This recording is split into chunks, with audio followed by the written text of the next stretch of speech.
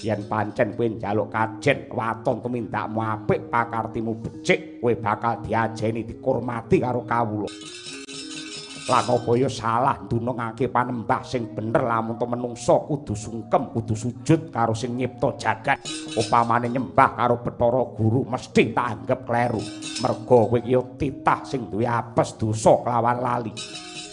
Ning kuwi nyuda kawibawane dewa menungsa ora bakal manut karo dewa. Menungsa bakal manut karo dewa yen dewane ra kakean polah kaya ngono kuwi. Parandine to anggap luput. Kowe iki dewa kepiye? Kudune yen ana wong sing kaya Bima Suci iki kok ayomi apa piye? Malah ripalungguhane iki aku tak takon. Jan-jane kowe iki dewane kautaman apa dewane kanistan?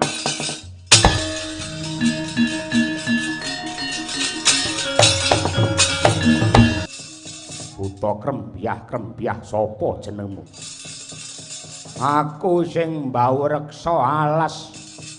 Reksa muka Gunung Candramuka kene jenengku Rukmuka.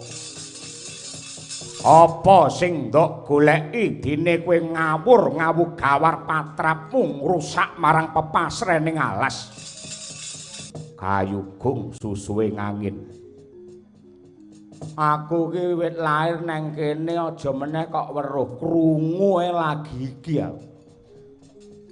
Nang kene renek kayugung susuwe ngangin, eneke kayugung susune sinden. Cangkem elek. Tenan aku ora tau ngerti, ora tau krungu, Dik. Mula tinimbang kowe mengko kewirangan kedrawasan becik kowe bali yo. Kowe becik aku bali dadi batang lamun to ora iso nggawa kayugung susuwe ngangin. Njaluk radawa umurmu apa abamu?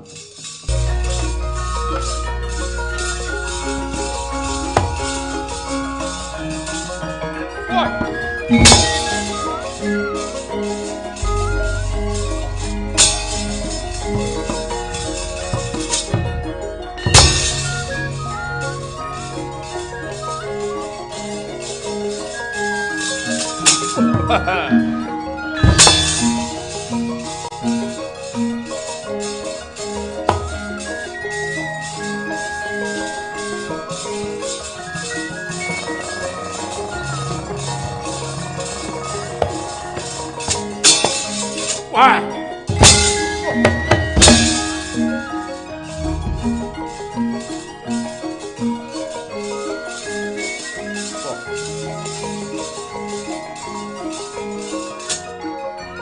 Wah. Oh. Ah. Wah. Wah. Ah. Ut. Ah. Hey.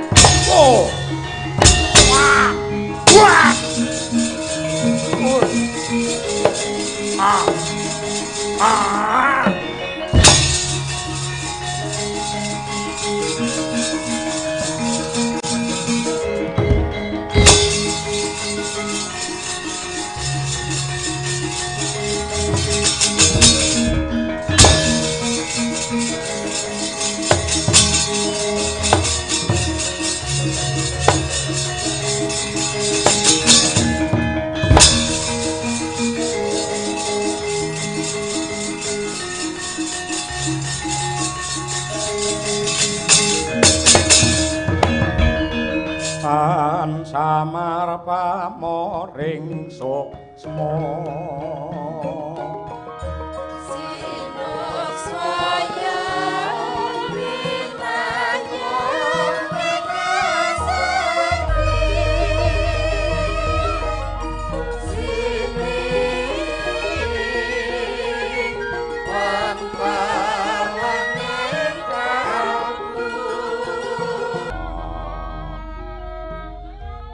ilangi buta iki mau lah kok dadi Bathara Bayu bapakku sing rawuh ora liwat basaku katur Bayu dewaku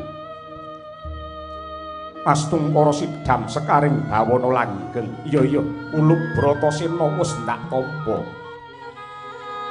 ngertenana Ulup sejatine jeneng ulun ingkang mimba warna dadi raseksa mau dene lekas ulun mung bakal ndadar marang anteping tekadmu Bratasena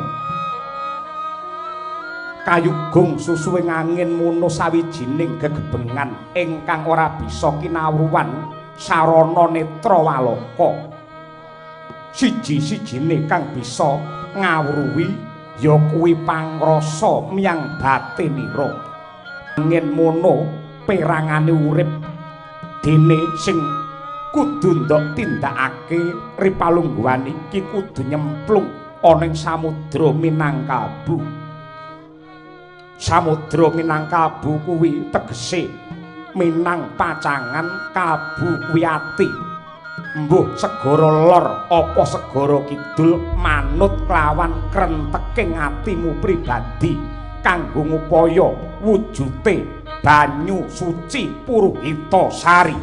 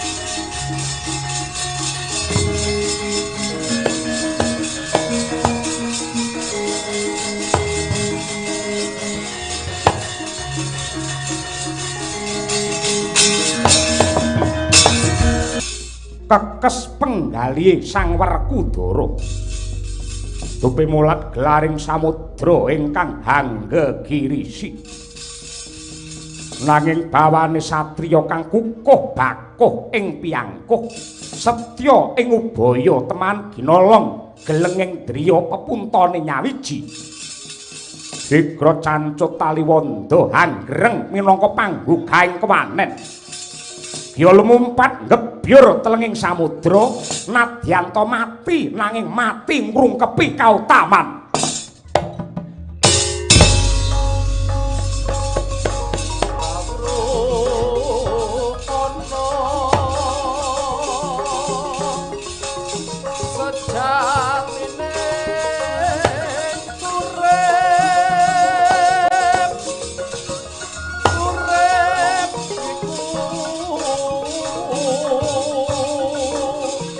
Aneng alam donya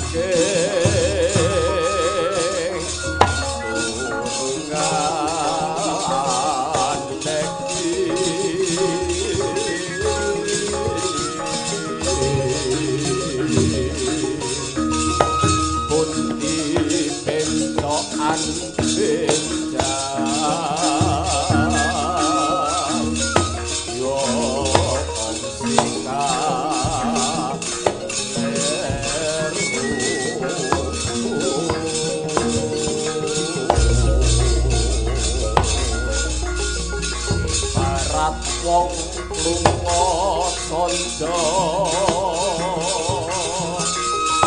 jan sinanja ora urung bakal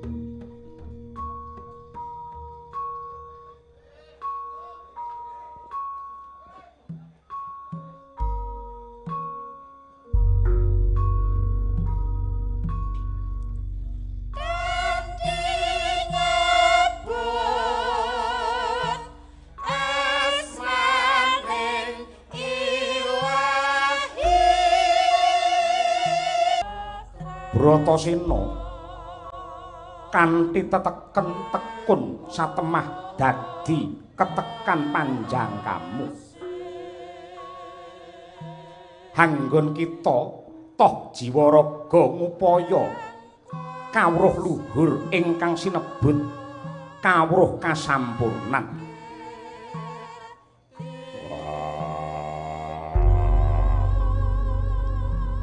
Sembah pangabekti kula katur sandhapepada paduka Pukulun. Ndak tampa kang dadi bektinira. Ulun Sang Hyang Dewa Ruci ya Ruci Bathara ingkang yektine tansah tetunggalan kelawan jeneng kita. Bratasena manungsa sing becik kuwi kudu gelem budidaya dimen antuk kasampurnan. Ya sanadyan tangeh lamun manungsa bisa sampurna, merga kasampurnan kuwi amung kagungane Gusti ingkang Maha Nasa. Inggih Pukulun. Wis cetha dawuhing Gusti. Manungsa iku kagungane pangeran, mula besok uga bakal bali manunggal karo pangeran. Tegesipun manunggal kalian pangeran menika kados pundi Pukulun? Menapa menika ingkang sinebat kasuwargan? Apa to sebabe menungsa yen wis mati kok pengin munggah swarga Bratasena? Karana ing swarga menika punjering rasa marem, wontenipun namung nikmat mupangat bagya lan mulya. Nikmat sing kepiye sing nduk karepake? Ing kasuwargan dening pangeran dipun cawisi daharan kang mirasa, unjukan ingkang seger, sandang papan ingkang endah, lan dipun ladosi dening para widodari ingkang ayu. Bratasena, apa kaya mangkono mau ingkang sinebut sampurna? Tegese swarga sing nduk kandhakake mau menungsa isih kegubel dening pepinginan lan rasa milik sinurung ubale nepsu. Mongko nepsu kuwi yektine yen diuja ora ana mareme, ora ana enteke. Lan rasa marem kuwi timbule saka kasembadaning karep. Yen manungsa isih karidu dening pepinginan, tegese durung bisa meper kanepson. Yen kaya mangkono njur apa bedane urip ana donya karo swarga? Apa kaya ngono kuwi ingkang sinebut sampurna Werkudara? Pukulun, kula rumaos cubluk balilu manah kula nyuwun colok pepadang. Ndak baleni dawuhku. Manungsa iku kagungane pangeran, besok bakal bali marang pangeran. Tegese ingkang sinebut sampurna mono lamun to menungsa bisa tetunggalan kanthi langgeng kelawan pangeran. Ewadene carane titah kudu tuwajuh ing panembah lan pangesti tuwuri marang sipat-sipate pangeran. Bratasena, Weda suci kae. Weda suci kae dumadi saka pirang-pirang piwulang kautaman lan saben-saben bakal maos kitab sarta nindakake pangibadah mesti diwiwiti saka ukara nyebut asmane Gusti ingkang Maha Welas lan Asih. Ukara mau lamun ta digegem mung kari rong tembung ya kuwi welas lan asih. Mula kang mangkono supaya titah bisa nggayuh kasampurnan kudu wiwit ngipatake bebandane kanepson lan uripe tansah ditanduri ngrembakane rasa welas asih marang apa wae lan sapa wae. Sanadyan ta kowe tigening panembah tuwajuh ing pangibadah kawruh agamamu dhuwur ning yen kowe ngina karo padha-padane menungsa tegese kowe durung bisa antuk ing elmune kasampurnan.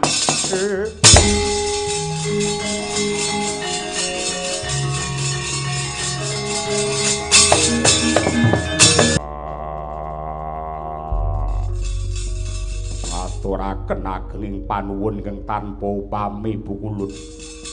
Dene paduka sampun nuntun dumateng lampah kula satemah kula saged angregem kawruh kasampurnan. Ngelmu kuwi becike aja mung digegem dhewe nanging kudu diwaratakake marang wong akeh. Siji ngelmu, angka loro bondo aja mung dipek dhewe ning ratakno marang wong akeh. Kanthi srana bisa nggunakake dana rasa panglipur lan aweh ingkang awujud apa wae ingkang bisa gawe mareme wong pirang-pirang. Men tumanja kawruh lan ngelmumu kasampurnan. Dina iki jeneng kita Madeka Pendhita dadi Brahmana ana pertapan Arga Kailasa kanthi apeparap penemban Bima Suci.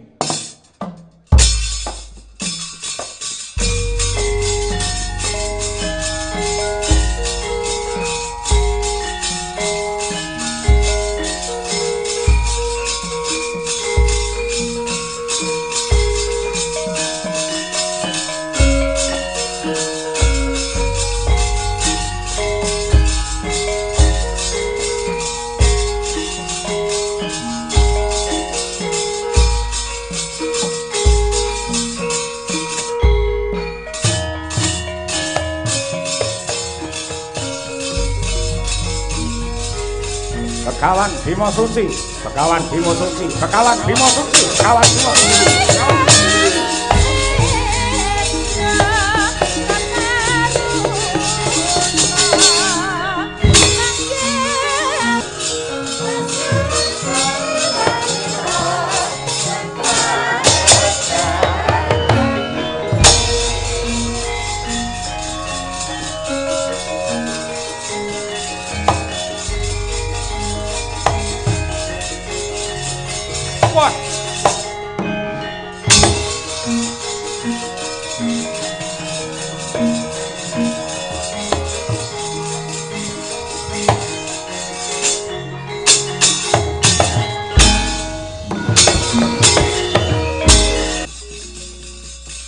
Lagi wae barisan Ngastina para Sata Kurawa ngambah laladan Arga Kailasa. Bedes putih monyet elek tuwek keklek. Ora mudar-mudar Hanuman biyen. Dasar para nyata kowe Bambang Haswatama. Yo. Kabar nyebar warta-rata. Werkudara Ripalungguhan iki gawe pengiram-iram reka-reka dadi pendhita sing jenenge Bima Suci ning Arga Kailasa.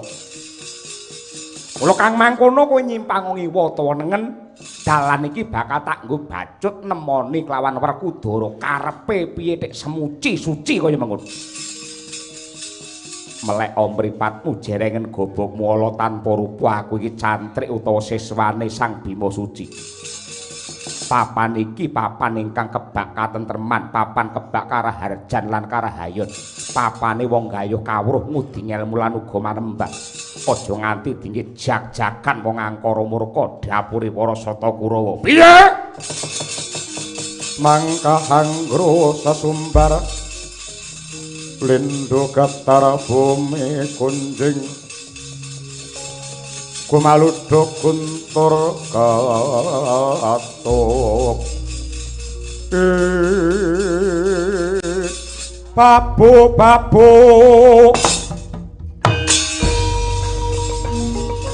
sekaparat kurang toto majua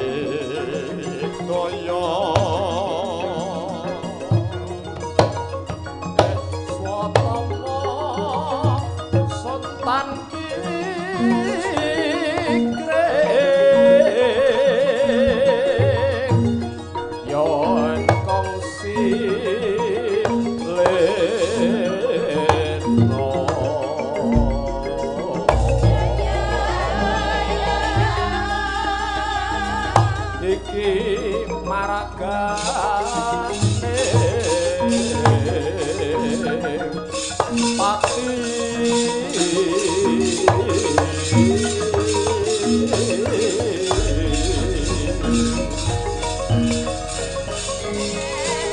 Wakang Krosus Sumbar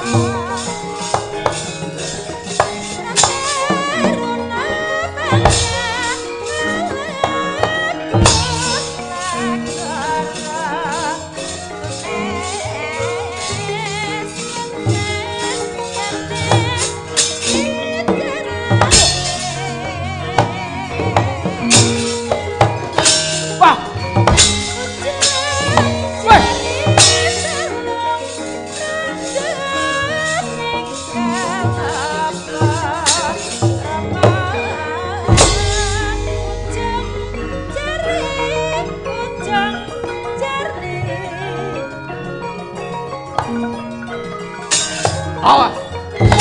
Ibian. Ngatem ra omong-omong.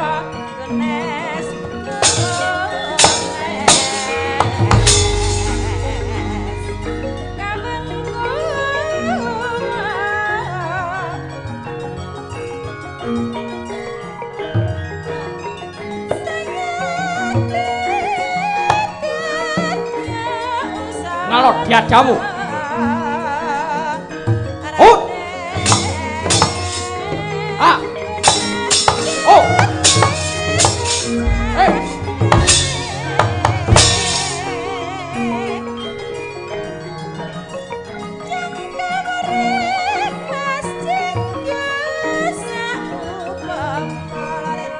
Awas. Oh. Tandake jalukmu. Oh. Hei. Cedoke yo. Hei.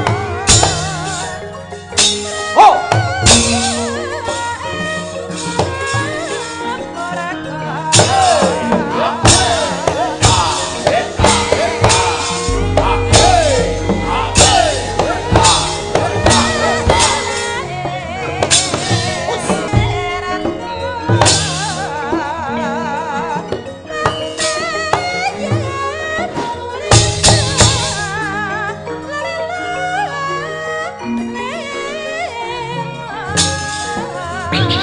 Waduh yo. Oh, mati aku. Waduh yo.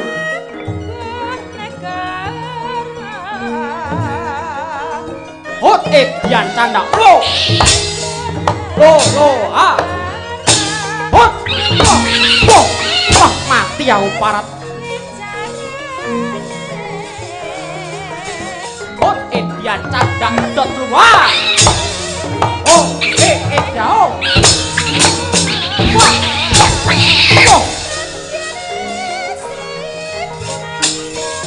Wah.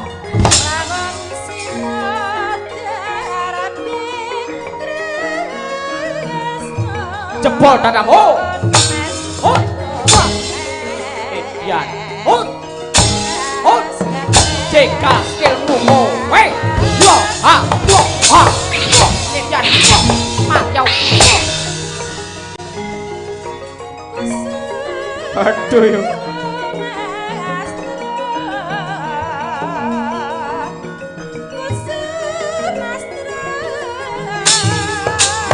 Oh. Oh. Ah. Oh.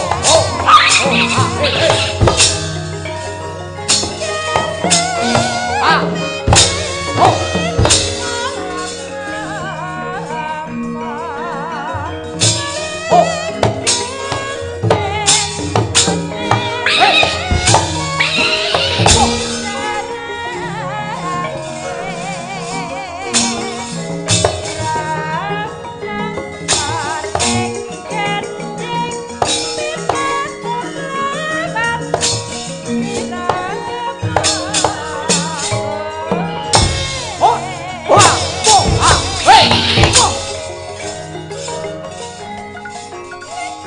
Waduh. Oh, Edian lo Oh, hey. Oh, Edian.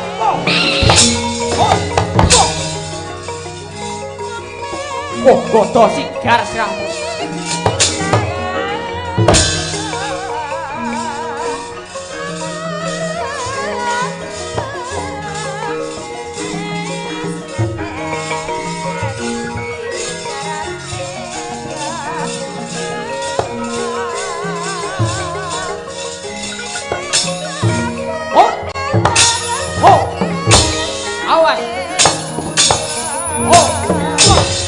Edian colke lo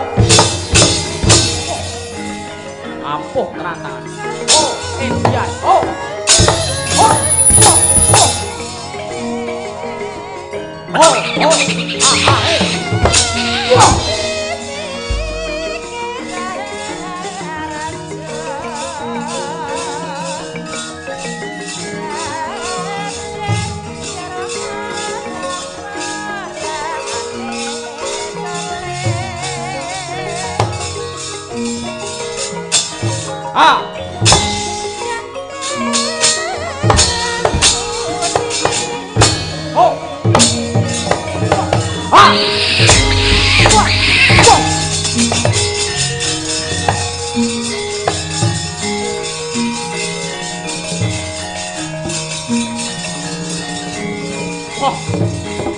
wah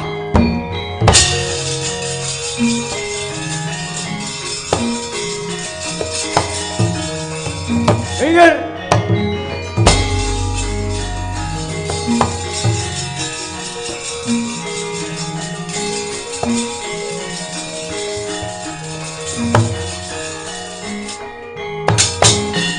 Aromani yo Bambang Surut yo Bambang Surtayu aku duwe parian opo golek pelut entuk lele opo yen pengen glut maju le Edian aku yo duwe opo golek welut entuk lele pengen udut ra oleh buke tak tembak le tembak genti le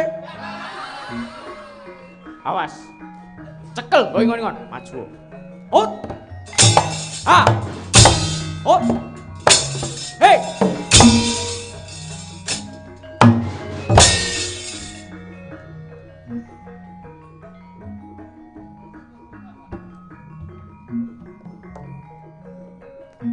oh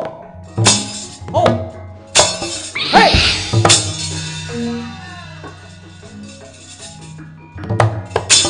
hot hey whoa hey oh wah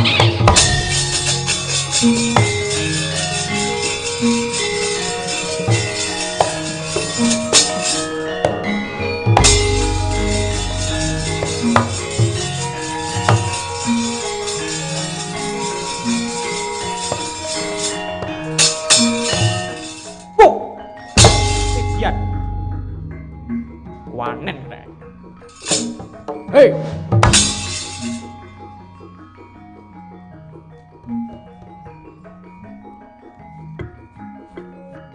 oh oh hey oh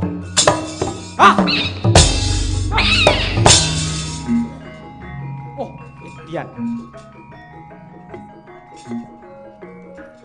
oh yo oh Edian cekel nggo pengewan-ewan maju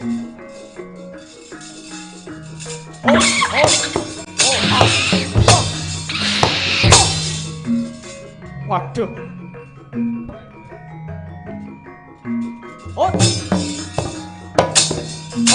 Edian lupa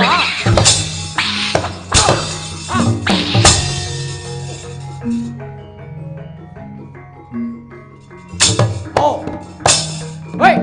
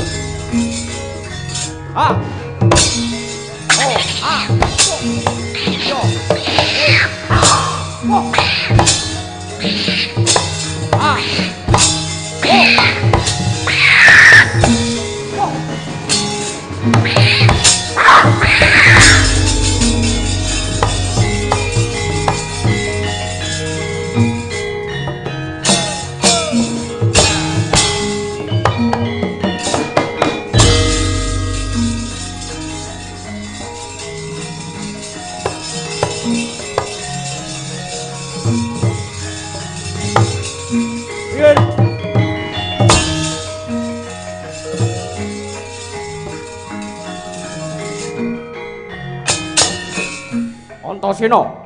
Yo, Kartomarma, Edian, jangkar karo wong tuwa. Ayo. Kualat, kowe ora wedi kualat le. Ora wedi, Edian. Ayo, ngantemo, Ed. Hut. Wah. Ah.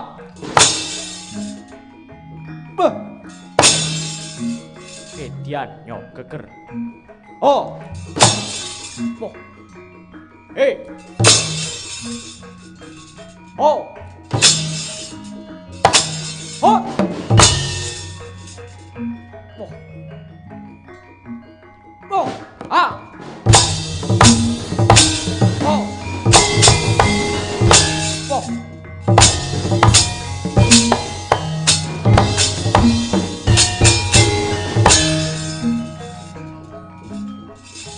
Oh. Hey.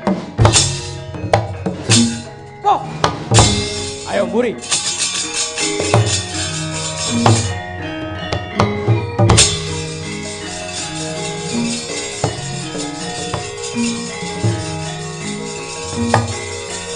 Oh. Oh, Edian. Jedul saka lemah. Yo. Antaraja. Yo. Nyoba kaprawiranmu le, maju. Oh, oh. Ah, oh, hey. Wah. Edian. Wah. Ambles bumi. Hot. Wah. Ah. Wah. Ah. Oh. Hey. Oh.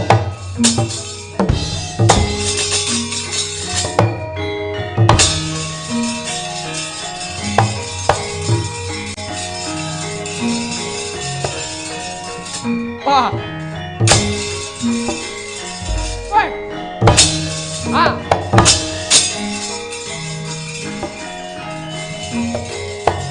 Wah.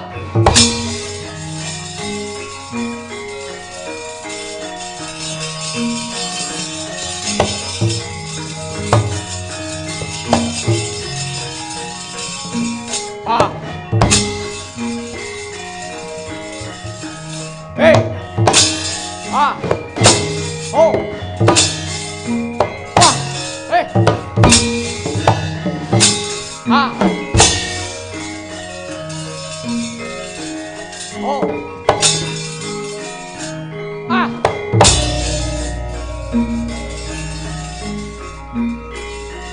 Oi. Wah. Hey. Ah. Oh. Hey. Ah.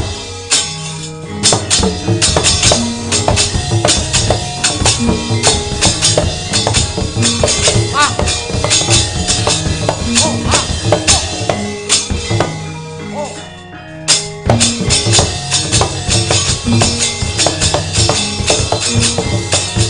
Ah, ah. Edian. Hey.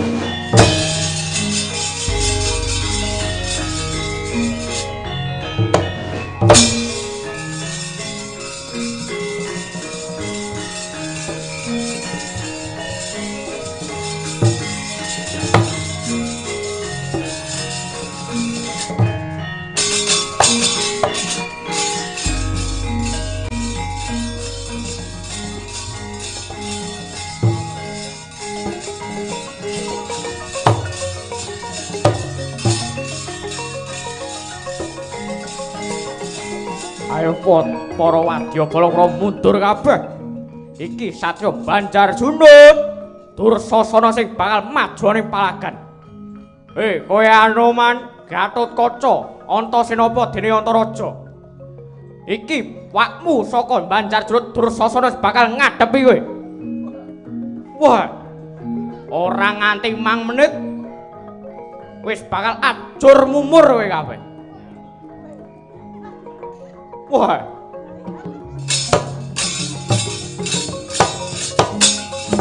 Ah. Ayo. Ayo,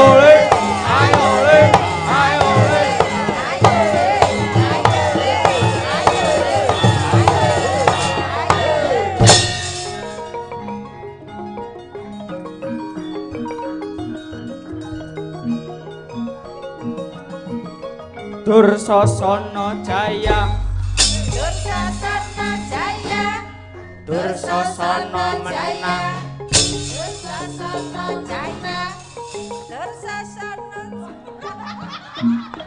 wis suwi ra metu iki paman segone ayo sapa mungsuhe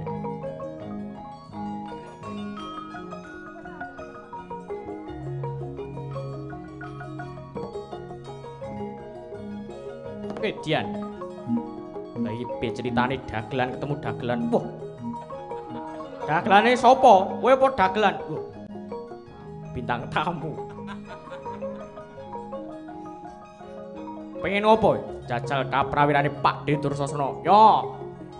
Pengen ngantem apa le? Oh.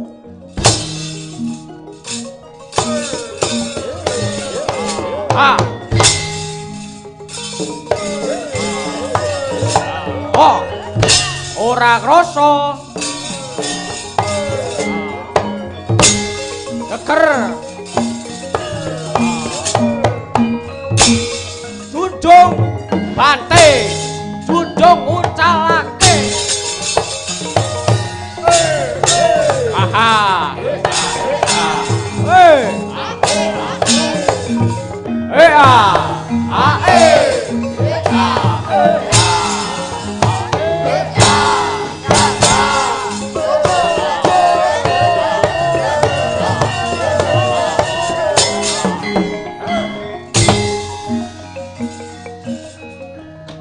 Dursasana Jaya Dursasana Jaya Dursasana menang Dursasana menang Dursasana Jaya Dursasana Jaya Dursasana menang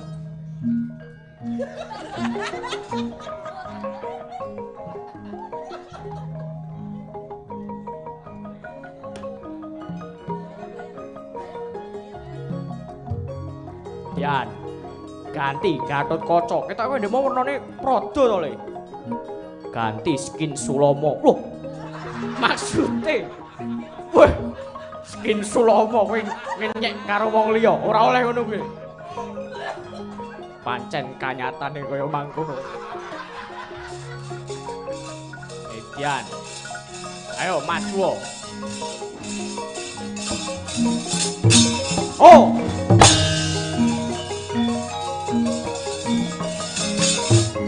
ah weh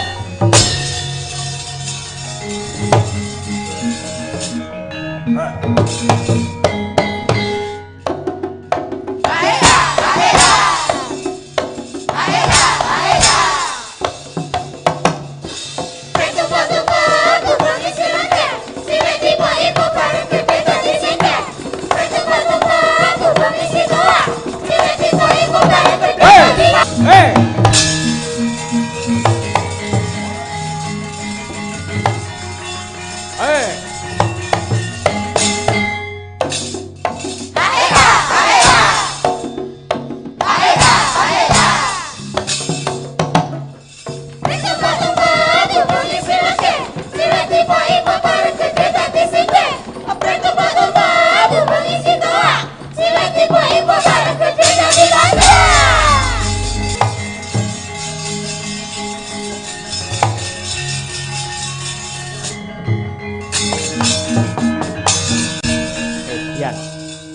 Dursasana kae kok kemaki neram.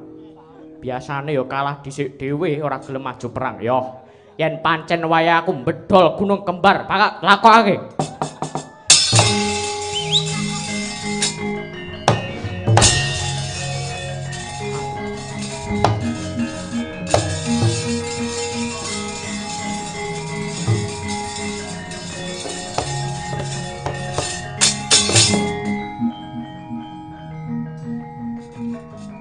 Oh, iki Gunung Kembare.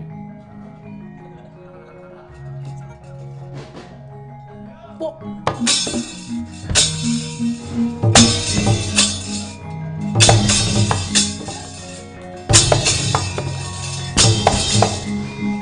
Ah.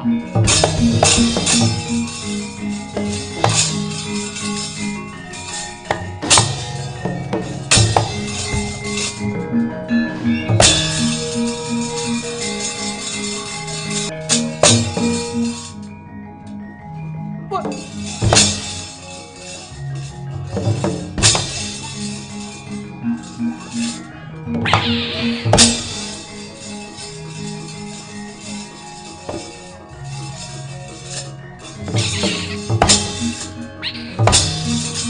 aku njaluk ngapura yen musuh Kurawa aja ngentokke ngono kuwi.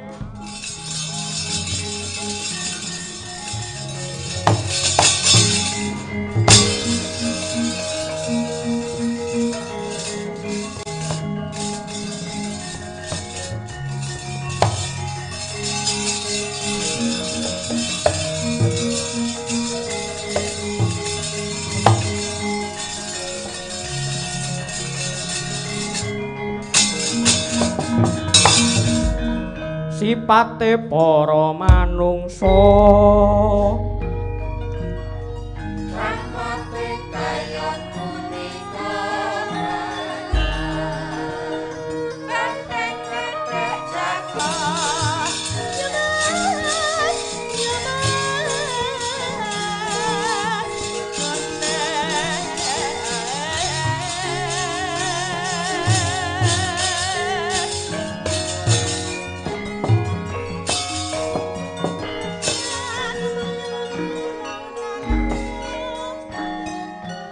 tanpa beda kaya wit-witan kae.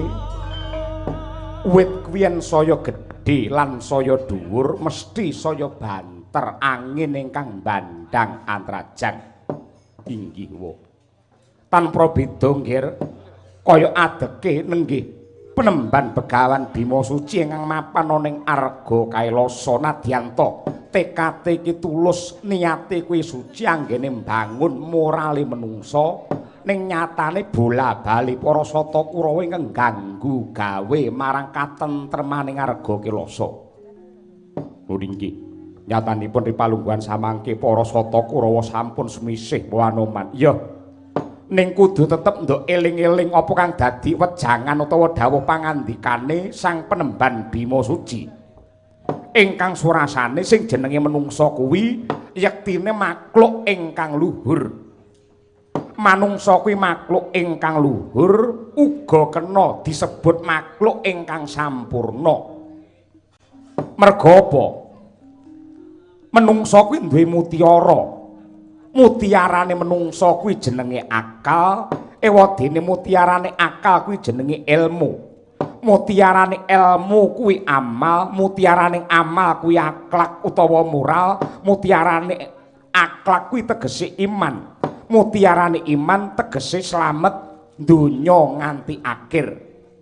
Mula kang mangkono kabeh ngendikane Sang Bima Suci kuwi gegemen minangka pepagem anggene bakal tetep dadi satriya ingkang bener-bener digdaya ning tetep piguna tumrape bebrayan agung. Caritane satriya lenuwe kang mardi mring kautaman lan pegat mring pangestine ngesti hayuning kayun Anoman nadyan iki wancine tengah wengi jumbuh kelawan pangandikane Rama Penemban Bima Suci aja nganti para siswa-siswa kepati anggene nindra. Mula kang mangkono kanggo njaga marang karahayon lan katentreman saperangan para siswa ya padha leledang ing kiwa tengene Arga Kailasa aja nganti ana dom sumuruping banyu ingkang bakal bebidung api ruwang ngobak-obak marang beninging swasana ing mapan ana ing Arga Kailasa. Lengleng ramyaning kang satangka kumenyar mangrengga ming puri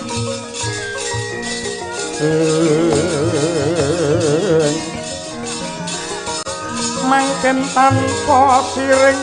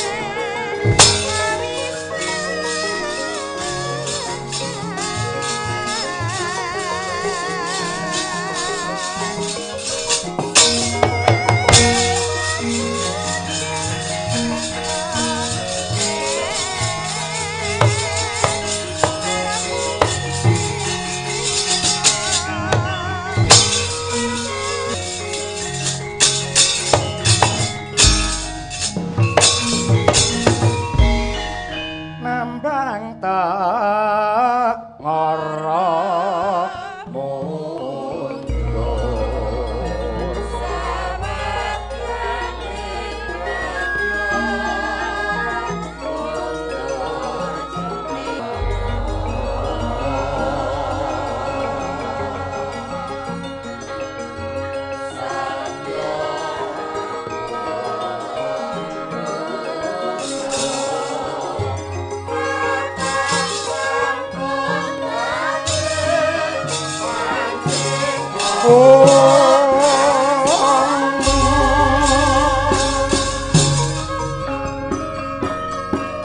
Rinengga entahing swasana ing Suralaya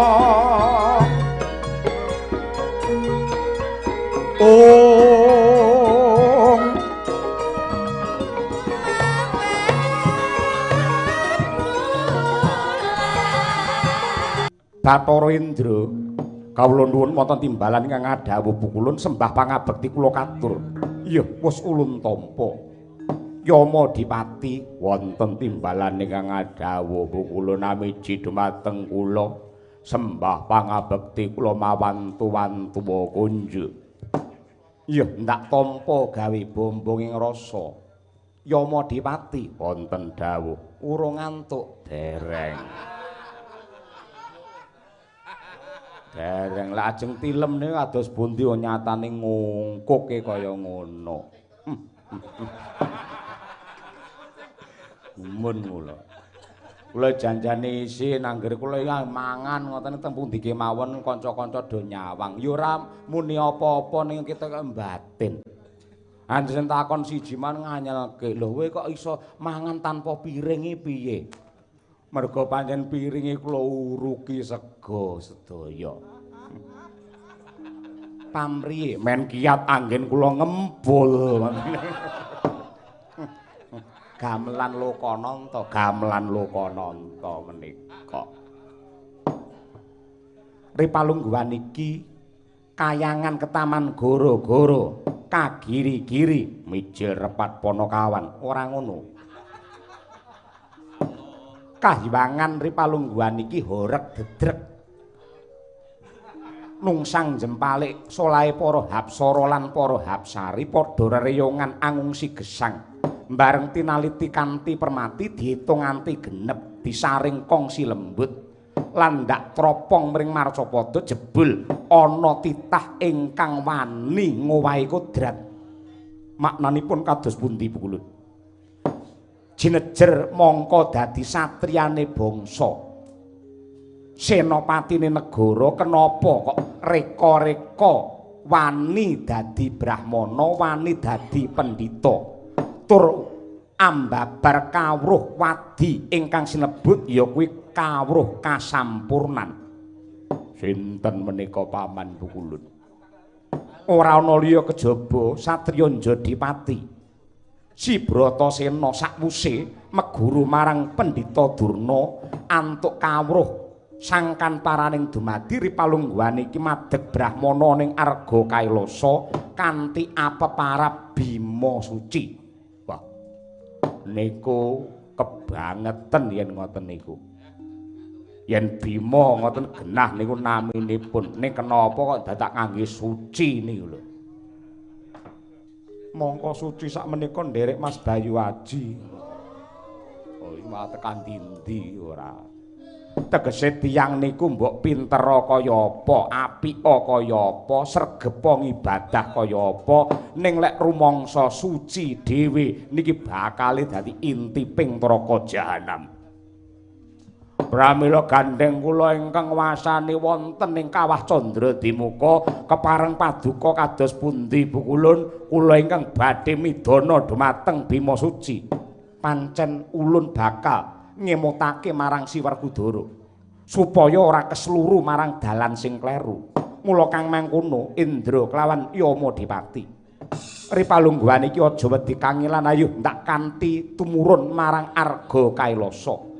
Nemoni kelawan Si Bima Suci syukur lamun ta kena dielekake parandene yen nganti beguguk ngutawaton gajah lar singa barung bondan tanpa ratu aja wedi kangelan jabelen banjuten cemplungna ning kawah Candra Dimuka kados mekaten ing dados kepareng paduka Bukulun mboten langkung kula sendika ngestakaken dawuh bidal benjang menapa Bukulun aja ngenteni sesuk-sesuk Ripalungguhan iki digelak lakune tekan ana ing Arga Kelasa nyap langening kalangguan gelar pantah montar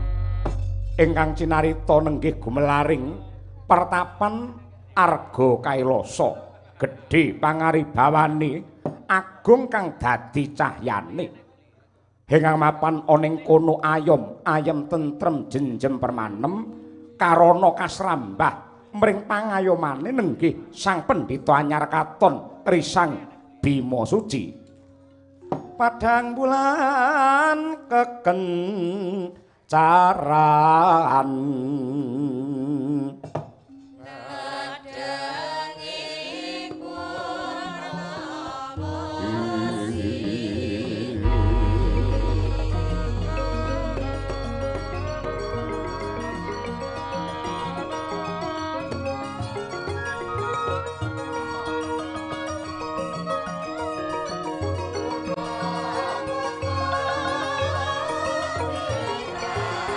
dan sembah niring ulun kapurba Sang Murbengrat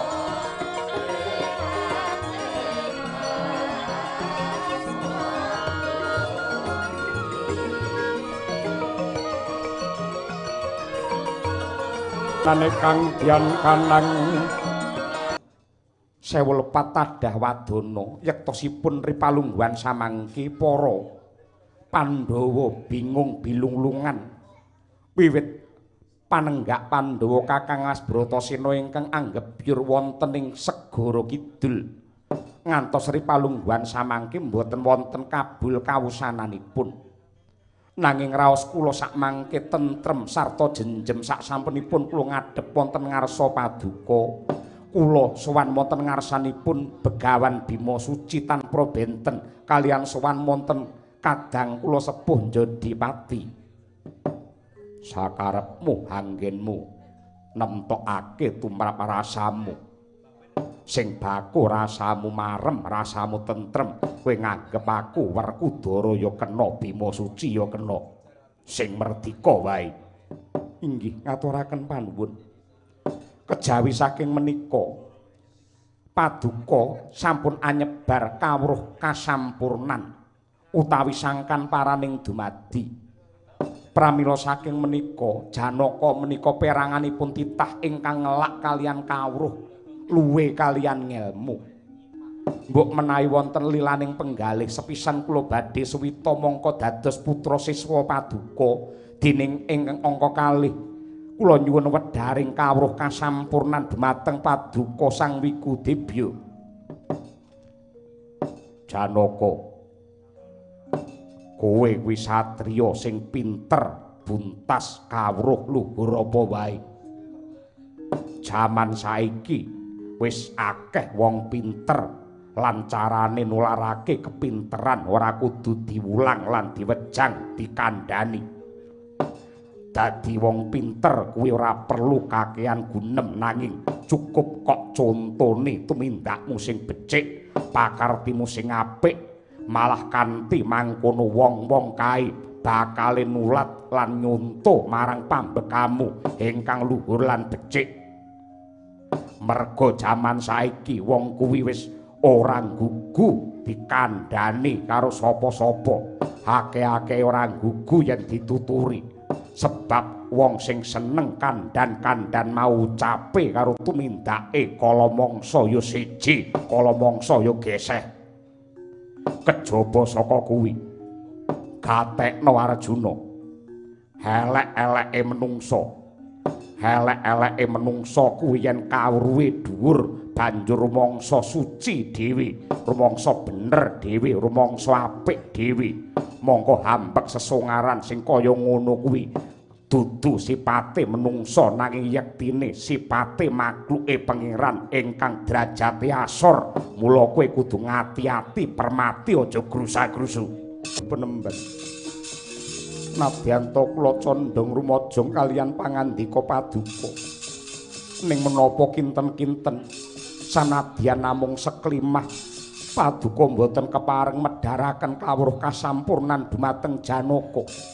Arjuna, kowe tak kandhani wong yen wegik, wong yen pinter kaya kowe kuwi ora perlu njaluk wejangan karo Bima Suci. Aja nganggep Bima Suci iki guru, ning kanggone wong sing limpat kaya kowe yektine alam saisine iki bisa dadi gurumu. Alam saisine sing mapan ana ngarep, mburi, dhuwur, ngisormu kabeh dadi guru sing becik. Lamun to mletik kang dadi pamikirmu. Mula kang mangkono tinimbang aku mengko juweh nerweteh medharake kawruh kasampurnan ning nyatane munggo abang-abang lambe anggenmu kepengin caket karo kakangmu ndok anggep aku iki Werkudara. Mula ripalungguhan iki aku wegah mejang kasampurnan. Besok ana jagat jaman sing bakal nglantarake murih kowe bisa sampurna.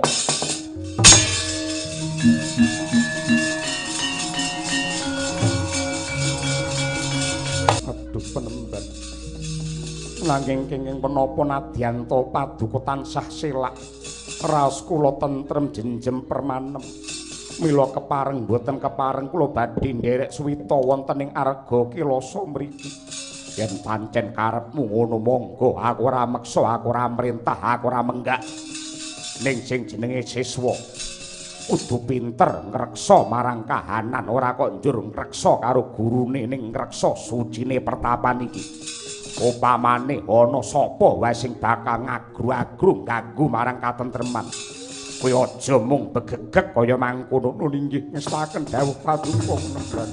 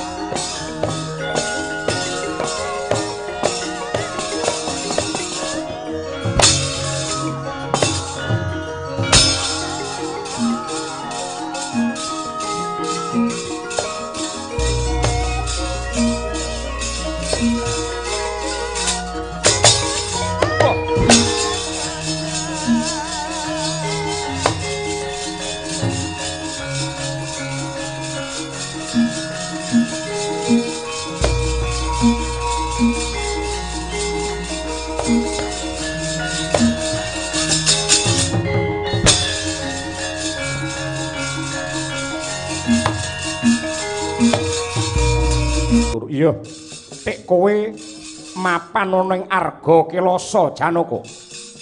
Nuninggih kula menika putra siswanipun Sang Begawan Bima Suci. Mongko kae iki kakangmu kae iki Werkudara. Monggo anggenipun mastani.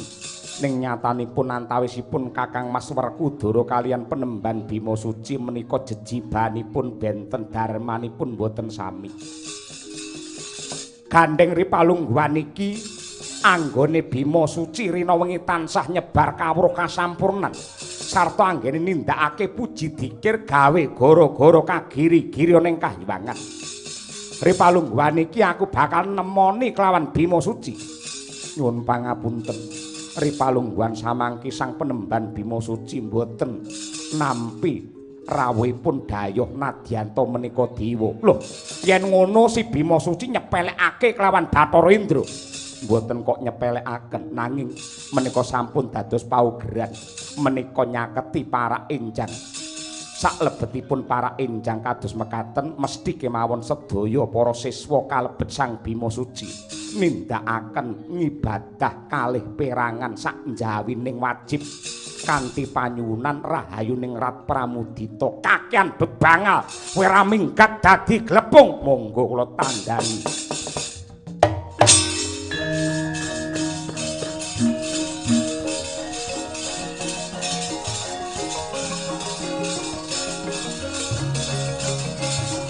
Kataku.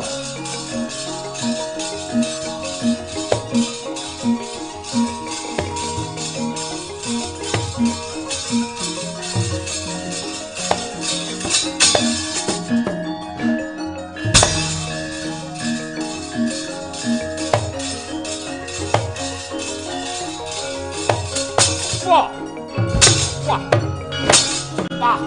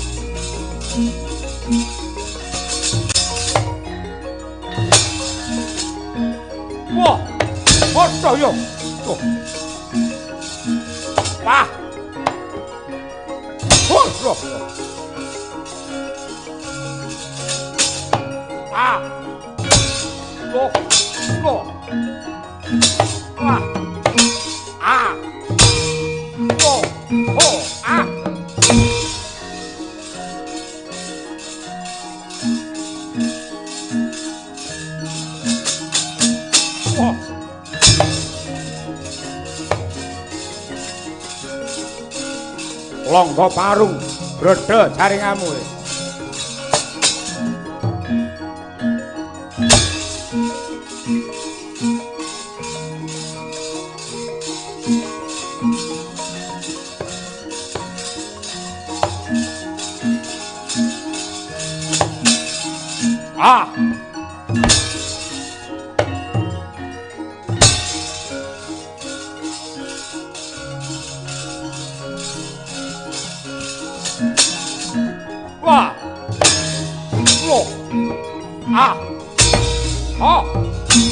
Hei. Oh. Oh. Ah.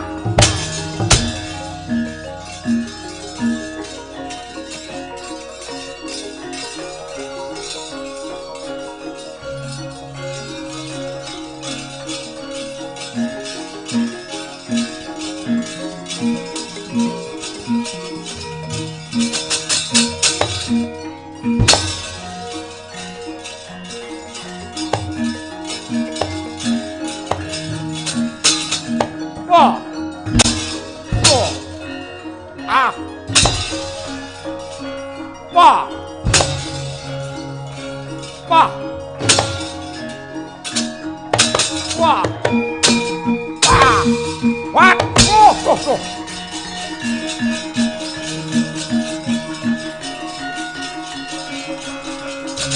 Wah, kayo. Wah.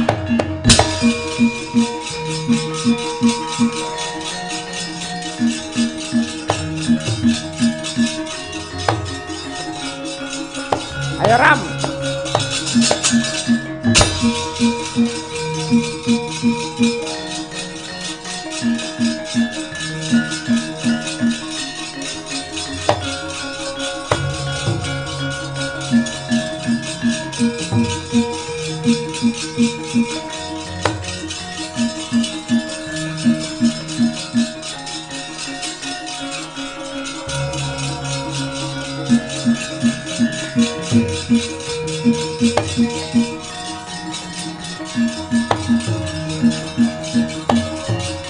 Paman Bukulun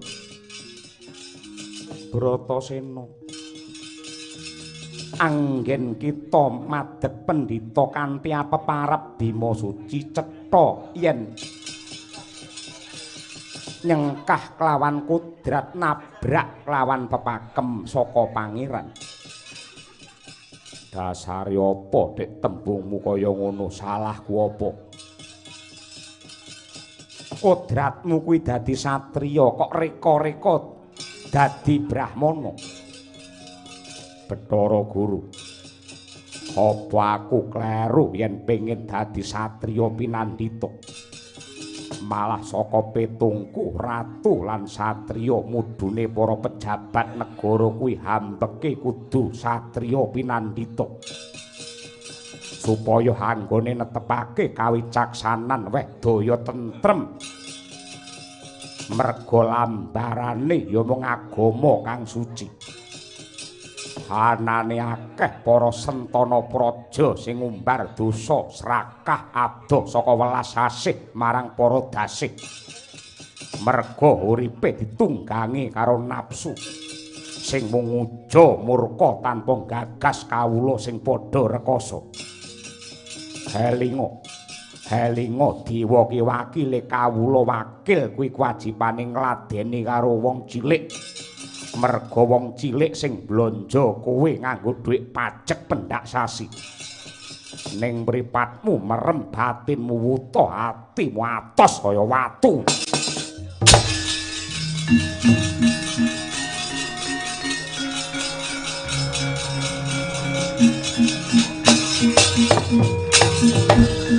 Sakarepmu le mung ngucap suwuk-suwuk. Niki Bima Suci kedah mangsuwuk menika Bukulun.